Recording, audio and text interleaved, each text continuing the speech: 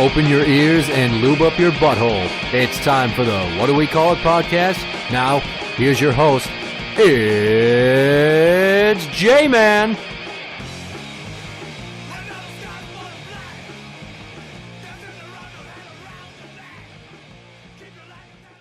Welcome to the What Do We Call It podcast. I'm Jmann. And I'm number 2 fan, Tom. Hello, number 2 fan, Tom. How's it going? It's nice to meet you. Nice to meet you, too. It's nice to have a number 2 fan. I have more than one fan. All right. Yeah. Moving up in the world. Yeah. So if you're not familiar with the format of the show, I sometimes will read current events, and then we'll basically say a lot of really fucked up shit about them. Oh, okay. Or sometimes you just have to state your opinion. All right, so it's kind of like a political opinion kind of show. Yeah, it's one of those. All right. You don't say. Oregon Governor Kate Brown said she won't send state National Guard troops to the Mexican border if President Trump asks her to. She put out a tweet that says, "As commander of Oregon's National Guard, I'm deeply troubled by President Trump's plan to militarize our border." Don't other countries do that? Here's the thing. She is correct in saying that she is the commander of the Oregon Guard. Yeah, I'm not arguing against that. Yeah. But who's the commander-in-chief of the entire United States Armed Forces again? Remind me who that might be. That would be the president of these United States. So you're telling me that federal powers, no pun intended here, trump state powers in this regard? That's a really slippery slope there. In some ways, yes. Because you got the whole legalized pot thing in California, and I think Colorado, is it? And it's legal in the state, and the states can make their own laws, but the federal government still says it's illegal. And some of the places where they sell medical marijuana, quote unquote, are getting raided by federal agents because, the federal government doesn't recognize the legality of it. So in this instance, I don't know if it applies or not, but it seems like it would. That the state can say, no, sorry, these are our troops for our state, and they're not going anywhere unless I tell them to. But on the other hand, obviously, it's the commander-in-chief. He's in charge of all the armed forces. Right. So what's the correct order of commander here? Well, I would think that whatever he says goes, because he's the fucking president. You don't say. Mm-hmm, yeah, that's... Yeah. And he's doing it in the interest of national safety, although he's masking a thinly veiled attempt to stop illegals from coming in and saying, we need to shore up our borders. Well, I would agree we have to. I mean, how many gang members have been arrested for murder, rape, drugs, all that shit in the last 2 decades? I mean, we don't have a border down there. We need one. No, what we need is a fucking moat. We need a moat with a shitload of alligators and a 30-foot wall above ground and below ground, reinforced with steel, and then I would say a missile defense system that heat seeks people. That sounds expensive. Who's going to pay for that? Well, we'll make Mexico pay for it. Oh, that's a brilliant... Can you just do that? You just tell another country, hey, your people are a fucking problem, so you owe us money to build a wall to keep you out. / you in. Sure, why not? Well, here's the funny thing, is this plan tentatively calls for 2,000 to 4,000 troops from southwestern states to be on call, so not Oregon. I was going to say, so what's Oregon's issue with this? I think she's just one of those people who's like, oh, I don't like Trump, so I'm going to do whatever I can to make him look bad and show people that I'm standing against him. Yeah, plus she might be on her period. Could be that, too. I mean, how old is she? I don't know, but she's old and unattractive. So probably safe to say she hasn't been through menopause yet. Now, on a somewhat related side note, the governor of Iowa has said that if asked, they would send troops to the Mexican border, which is basically them saying like, oh, fuck you. The fucking brown noser tactics there. It could, yeah.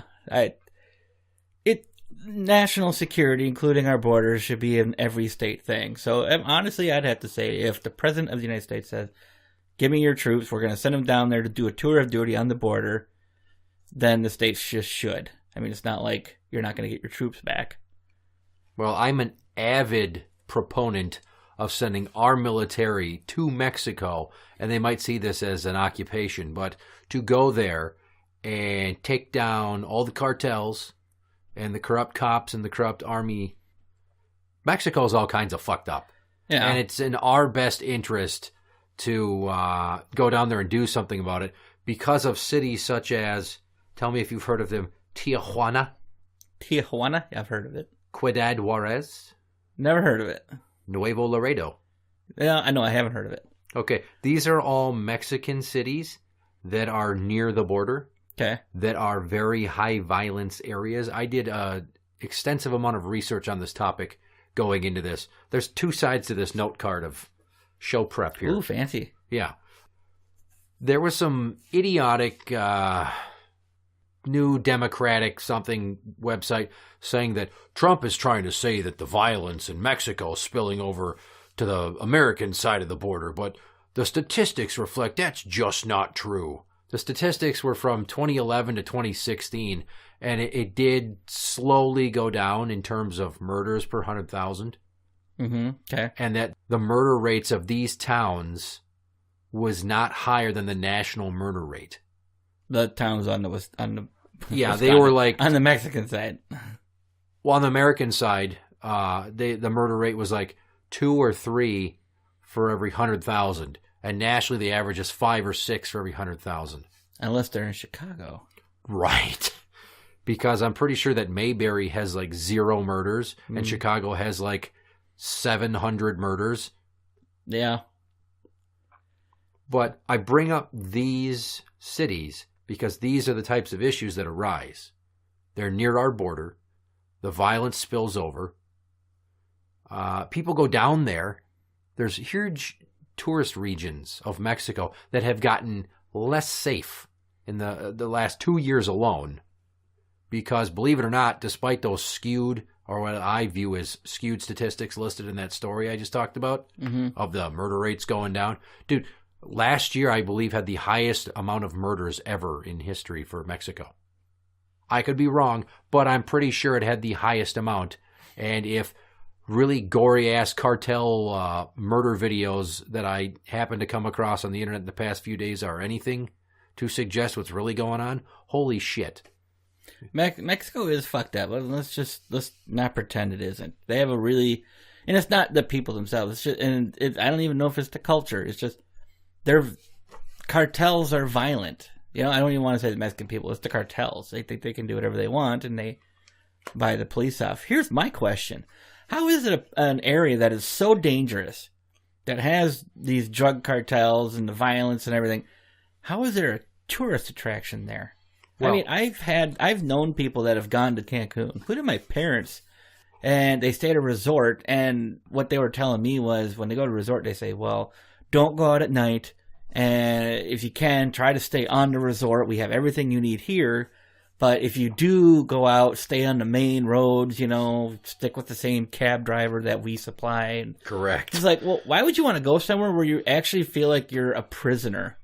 You have to stay inside of our walled-off resort, do not go out at night, and you have to stay with, quote, our taxi driver, which would basically be your armed guard, so to speak. And if you run into the local yokel police down there, they will shake you down for hundreds of pesos to bribe them to let you go. So I'll be out like, what, 50 cents? Basically, yes. I'd be like, here's $5. Keep it, dick. Yeah, the military is full of corruption down there. The police and the elected officials bow down at the altar of the cartels because they're both in on it and also scared of it. I mean, that's one of the biggest issues going on down there, is that everyday ordinary people are kidnapped and forced into all kinds of trade slavery for the cartels. And if they don't obey, they get murdered. Or if they try to run or narc them out, their whole family gets murdered. It's just murder, murder, murder, murder. Have you seen the show Weeds?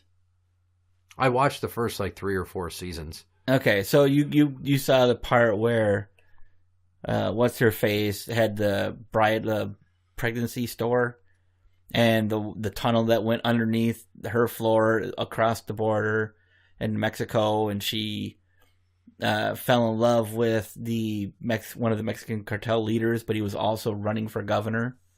God, I haven't watched that show 8 years, so maybe. Okay, I'm only just recently watching it, so I imagine that's probably not too far from the truth, what that show portrays the police and the government officials and everything. Yeah. Well, here's another story from January 10th, 2018. Because I just Googled most dangerous Mexican cities. 5 Mexican states, including one on the Texas border, get highest U.S. do not travel warning ratings. Those 5 cities I mentioned, one is Tamaulipas on the U.S. border. The others are Sinaloa, Lolimas, Michoacan, and Guerrero. These are places that were ruled as having the highest do not travel warning. Okay. It's the same level. Mexico, these areas, or Mexico in general, has the same warning level as Syria, Yemen, and Somalia. Yeah, we don't need a border. So here's Is liberalism a mental illness, I'm wondering? I don't know. Just deny the realities that far that you seriously think that we don't need to have a guarded border? Just leave it wide open? Who gives a shit? It's lunacy to think that that's not going to eventually happen here. First off, the whole reason the cartels exist is indirectly related to, if not directly related to, Nixon's start of the war on drugs that created the need for these people to have these clandestine productions and growth operations and distribution angles and all this shit, and use violence against their foes to grab bigger chunks of market share. All of this was created by us. If Americans did not do as many drugs as we did, and they weren't as illegal as they are, then these cartels would not exist in the way that they do and need these kind of tactics. They wouldn't be fighting this fiercely for their share. So we only have ourselves to blame. So the least we could do is, go down there and clean house, perhaps, since we basically made this problem. And when you were saying that you're not sure if it's the Mexican people, it's not the Mexican people, but they live in fear. Like the capital of Mexico, Mexico City, if I'm not mistaken, is one of the most violent areas. Now, I'm not sure about this or not, but does Mexico have an all-out gun ban? I fucking doubt it. It's basically the Wild West down there.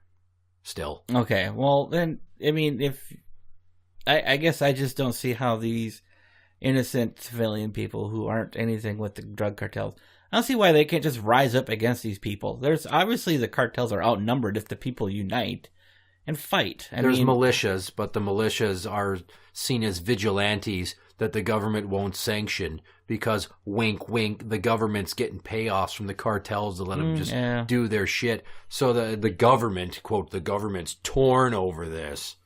They've made movies about they have volunteer border guards that go out there and hunt these fucking coyotes and drug traders and cartel snipers and shit to protect our border and turn them over to Border Patrol.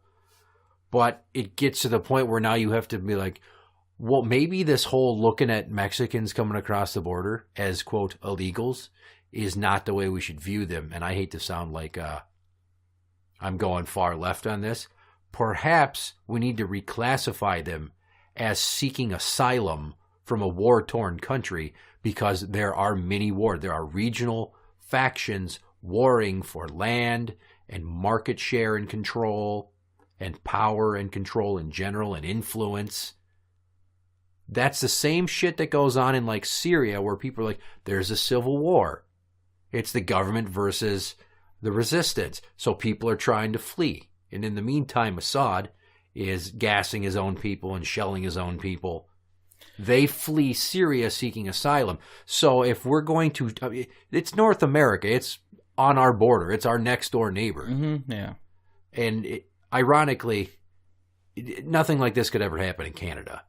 They just don't have the culture. It's never been like that up there. But as major parts of America were purchased and annexed into our country via Manifest Destiny and all that shit, parts that we bought from Mexico, let's not forget the Alamo and everything that went down with Santa Ana down there and the Tejanos and all that. I mean, there's a strong, rich, bloody history between our country and Mexico. So if they're our neighbor, wouldn't it do us a solid to go down there and start helping out so that less people would flee? And maybe that our military goes down there and defends their nation for them and works with them It would inspire more people to join up with what is then seen as a vetted, consistent, and honest Mexican military to help eliminate the cartels. And I'm not saying it would be a once and done forever concept, because once, one evil's gone, another one rises. Yeah, but I mean, what do you do about the politicians? They're like, hey, we want to come down there and clean house, and these politicians are bought and paid for by the cartel. Well, now what? As great of an idea as it sounds, like when we go fight the war on terror in Iraq and Afghanistan, I just don't see it happening in Mexico. Well, see, that's the funny thing. We have no fucking business being anywhere near the Middle East. If it wasn't for oil, we would give zero fucks. I've heard that argument so many that. times, and it's just like, we get a lot of oil from the Middle East, but it doesn't all come from there. Right. We get a fair amount from Canada. So why the fuck are we over there? Because that's on the opposite side of the globe, whereas Mexico is right next door. I didn't mind taking the fight to the people who fucking ran planes into the World Trade Center and all that, but that was, how many years ago was that now? 16 years ago? 17 years ago? Going on 17, Yeah. 16 and a half. I think we've done our part. It's time to let that region just kind of work things out on its own, which it never does. That whole region is just war-torn. But, why don't we come back here and clean up our house a little bit? I bet you some of these soldiers that come back from overseas and can't hold jobs, I bet you they'd love to do border patrol and go down there and kick some ass. Well, and here's the other thing. How many stories are you hearing about now where people that have been in the country for 5, 10, 20 fucking years are being outed and deported? I'm fine with that, because if they're not here legally, you can do the process legally. It's not that challenging. Correct, but it's people that have been here and are established, have started families. They've had children while they're here. Why would you send the father of a family down to Mexico where he has nobody, no contacts, no means of work, and could possibly get murdered? Close the borders. Get rid of the ones that are here illegally. Or say you got 3 months to go do the citizenship stuff and get yourself done. Otherwise, we'll kick you out of here. Because if you're here legally, you're breaking the law already. So illegal. It's just like, they're not illegals. They're just undocumented. That's a crime. To go to any other country without announcing your presence, without getting visas, without any of that stuff. Why is it here? It's undocumented, which leads me right back to this liberalism thing must be a fucking mental disease. These people just do not get reality. But what about my idea now where I said of granting asylum to people that attempt to go the process? They say, I want to come here because it's far too violent in an area where I'm at in Mexico. If they come here, announce their intentions, and follow the rules, I'd be for it. But sneaking over the fucking border in the middle of the night and then just trying to pretend that you've lived here your whole life is bullshit.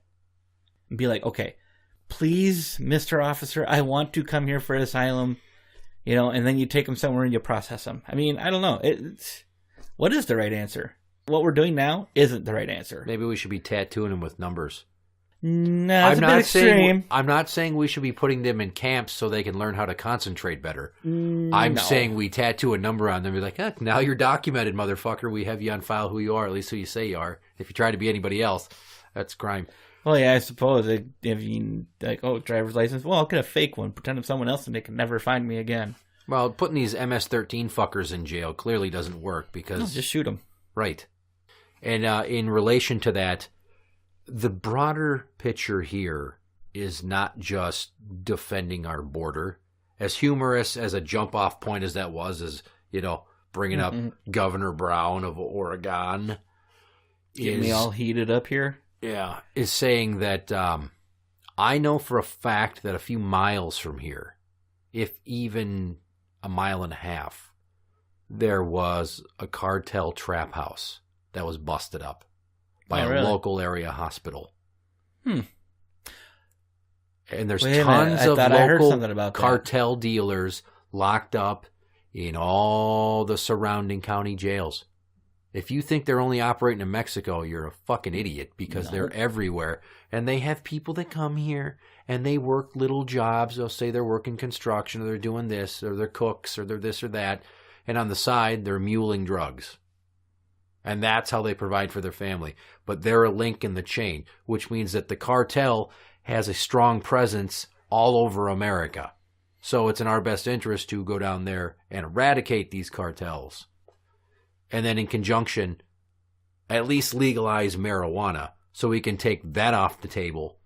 And if they want to sit there and try to fight for market share of meth and heroin, fine, but just know that we're coming for you.